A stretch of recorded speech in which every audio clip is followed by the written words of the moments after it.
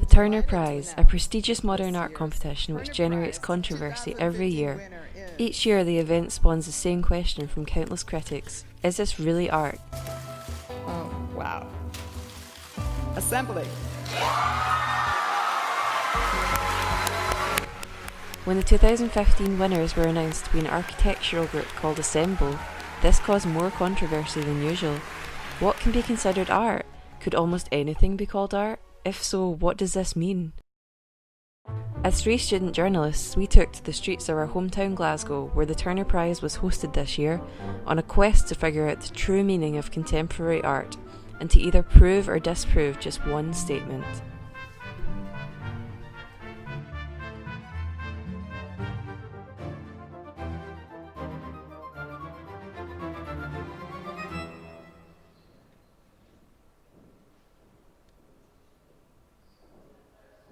The first place we visited was an art shop named Cass Art, where a huge Turner Prize machine had been set up.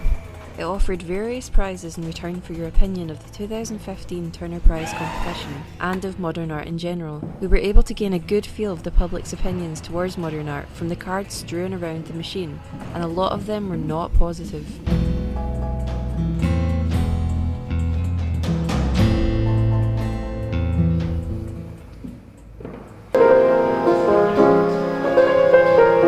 The Unexpected Artist was our next port of call, where we talked to 2 artists who work in the gallery, one who classes himself as traditional, and another who identifies his art as contemporary.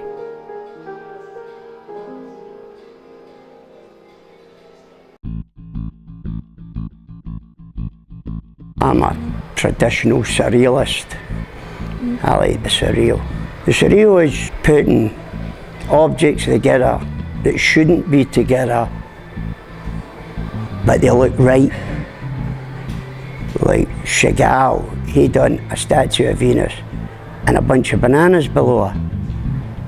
Doesn't sound right, but it looks brilliant. It's all going to be poisons and stuff, Venus flytrap.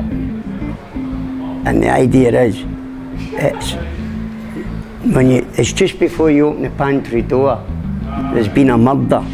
Modernism and all that, there's no substance education from the old school all the way through up to modern times.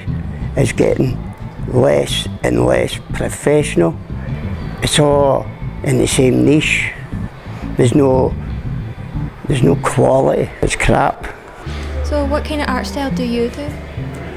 Creative contemporary. I guess it's a different way of looking at art. I guess it's a different way people handle art than how it's traditionally viewed. It's a way of working out stuff that you got in your head that you don't necessarily talk about all the time. The one I'm working on just now, I guess is a little darker than usual. It's basically a way of looking at people behind a computer screen that you never really know who you're talking to or what you're dealing with. Kind of got the idea because I've got a young son, and the idea of him being in chat rooms and things terrifies me because obviously you hear all the horror stories out there. So I kind of turned it into something. The Unexpected Artist came about primarily as an exhibition module from the BA Honours Digital Art, UWS. We found there was a market not just for our work, but there was a lot of artists in Glasgow, they just couldn't get wall space. So we created the Unexpected Artist. And the Unexpected Artist basically allows artists to get their work on display for sale or for creative purposes and connect with an audience.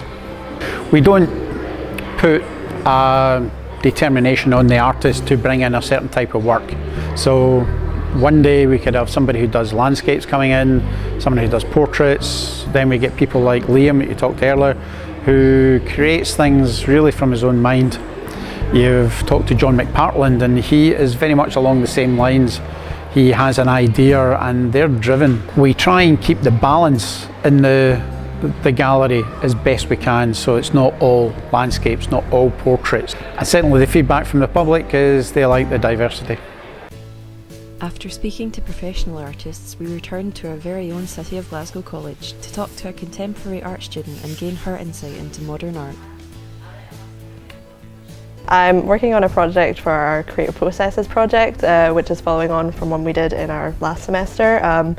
In the first semester we looked at the college building because obviously we're moving buildings, so it was looking at different aspects of the building, and from that I discovered how much I like focusing on certain spaces. So I discovered a space that I live very close to and I walk past it every day, and I looked into it and it turned out it was an ex-slaughterhouse and meat market, which for me has a lot of personal connections, growing up on a farm and having sort of nostalgic, in an odd way, quite happy memories of going to markets, even though some people use that in art as looking sort of the negative side and sort of animal treatment, but I kind of have a sort of more positive view on it, and just sort of developing ideas from there.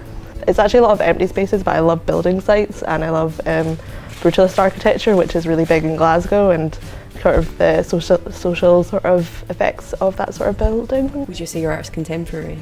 Yeah, definitely. I'm very interested in conceptual art. We actually have an exhibition on at the moment, and the work has a lot of meaning to me, but it's not that important that that's what everybody else sees. For me, people just see shapes and materials and I give them a description and they kind of have to go from there. So it's very conceptual based. That's the problem with contemporary art. A lot of people who don't study it or don't have a lot of interest kind of, oh, this must have this huge big meaning, and it maybe does, but I don't think that's necessarily important to appreciate it. You can, I think, appreciating something on a surface level, it's maybe shallow, but I don't think it's wrong. Before we left, Mary showed us a piece she had recently worked on, drawn on a huge roll of receipt paper. So it's a drawing about the meat market site, and it's about the perimeter around the site, and it's just all the varying fences and walls.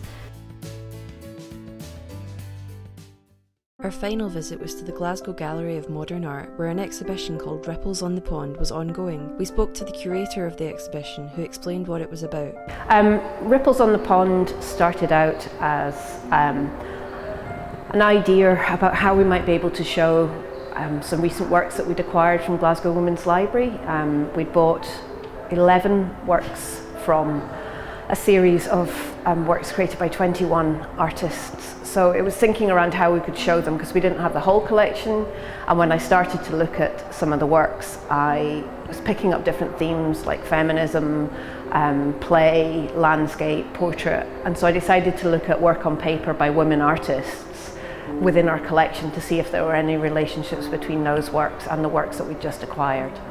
I've always had feminist inquiries throughout my work as a student, throughout my work as a curator, and I'm really interested in how women artists have had to negotiate their practice. Katie counts herself among these female artists, as she regards her curatorial work as a form of art itself. I went to a really amazing conference in Dublin, which would have been in about 2003.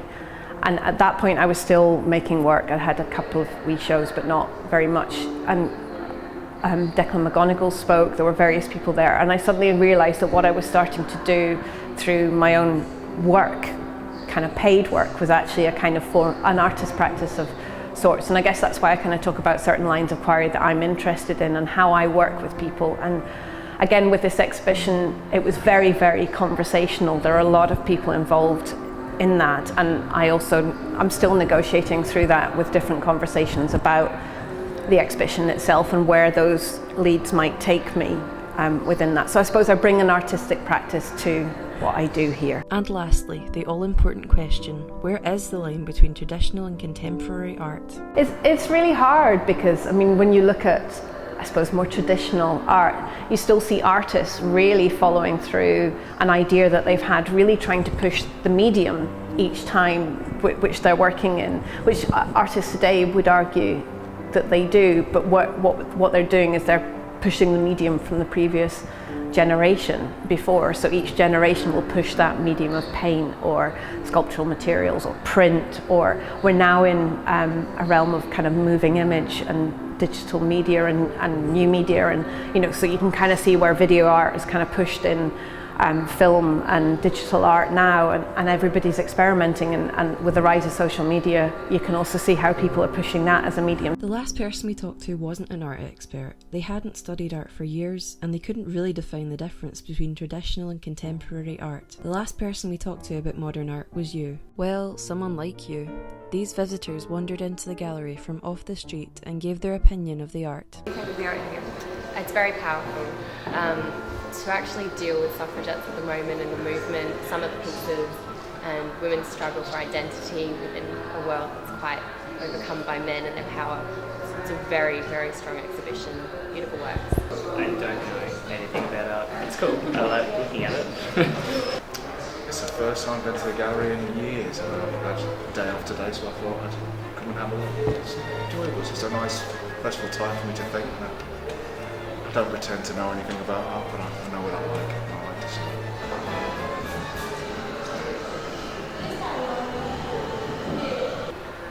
It's not really my bag, I must admit. I'm not just wandering off the street. So, can anyone do art? Yes, anyone can make art, but not everyone is going to recognise it as art. With contemporary art and the Turner Prize drawing such controversy and derision for so many years, one thing is clear: art is subjective and not so easily defined as one might think. But we say, keep on creating, keep on pushing the boundaries of art, and keep on making people ask, is that really art? Because that question is what keeps World of Art so interesting.